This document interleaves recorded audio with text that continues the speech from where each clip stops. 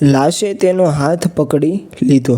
જીવનમાં ક્યારેક એવી અજીબ અનોખી ઘટનાઓ બનતી હોય છે જેને જોઈને સાંભળીને તેની ઉપર વિશ્વાસ થતો નથી અને આપણે હતપ્રત રહી જઈએ છીએ। રોજર વેકેશનમાં ફરવા જવા માટે મિસ્ત્રીની સિકંદરિયા નામને વિખ્યાત પર્યટન સ્થળ પર ગયો। તે જગ્યા બહુ સુંદર હતી। લાંબો વિશાળ સમુદ્ર। તેણે સમુદ્રમાં તરવાનું નક્કી કર્યું। તેણે તરવાનું શરૂ કર્યું અને વાતાવરણનો આનંદ ઉઠાવી રહ્યો હતો। અચાનક જ તેને હૃદયરોગનો ભયંકર હુમલો થયો। આજુબાજુના લોકો ભેગા થઈ ગયા અને તેને નજીકની હોસ્પિટલમાં લઈ ગયા। ડૉક્ટરોએ તેની તપાસ જોયો અને તેને મૃત જાહેર કર્યો। તે પર્યટક હતો, આથી તેના મૃતદેહને મડદાંગર ઘરમાં રાખવામાં આવ્યો। તેનું ડ્રોઅર થોડું ખુલ્લું રહી ગયું હતું। થોડાક કલાક પછી એક ડૉક્ટર મડદાંગરનું નિરીક્ષણ કરવા આવ્યો। તેણે જોયું કે રોજરની બોડી જેમાં રાખવામાં આવી હતી તેનું ડ્રોઅર ખુલ્લું હતું। ડૉક્ટરે જેવો ડ્રોઅરને બંધ કરવાનો પ્રયત્ન કર્યો કે અચાનક જ પેલી લાશે તેનો હાથ પકડી લીધો। ડૉક્ટર ચીસ પાડવા લાગ્યો અને ભૂત ભૂત કહીને ભાગવા લાગ્યો। તે વખતે ત્યાં આગળ એક પરિવારના લોકો પણ હાજર હતા જેઓ પોતાના એક સભ્યની લાશને લેવા માટે આવેલા હતા।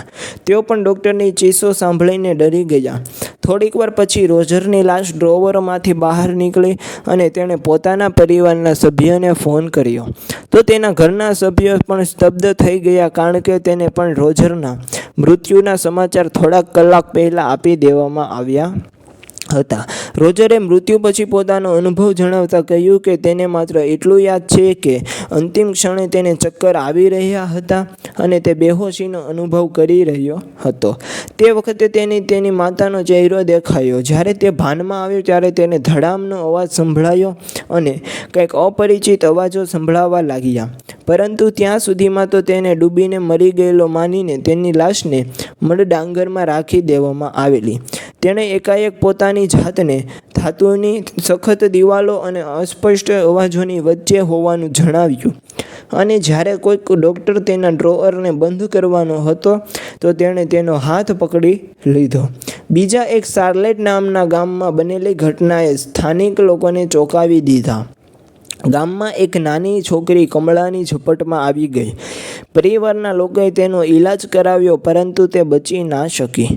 મૃત્યુ પછી તેને કફનમાં લપેટીને પરિવારના લોકો તેને દફનાવવા માટે લઈ ગયા। જ્યારે તેને દફનાવવામાં આવી રહી હતી કે અચાનક તેના મૃત શરીરમાં કંઈક હલનચલન થઈ। ત્યાં જ હાજર રહેલ લોકો ચોંકી ગયા। તેને લાગ્યું કે તે હવે ભૂત છે। તેઓ બધા ડરી ગયા, પરંતુ આ શું? પેલી છોકરી કબરમાંથી ઊભી થઈને બહાર નીકળીને રમવા લાગી। એટલું જ નહીં, તેનો કમળાનો રોગ પણ ક્ષણભરમાં દૂર થઈ ગયો। જે ડૉક્ટરે તેના થોડાક સમય પહેલાં મૃત ઘોષિત કરી હતી તેણે જ તેને પૂર્ણ રીતે સ્વસ્થ જાહેર કરી। મૃત્યુ પામીને પછી જીવતી થયેલી છોકરીને જોવા આવનાર લોકો વધવા લાગ્યા। બધાને આ વાતની જાણ થતાં આશ્ચર્યચકિત થઈ ગયા।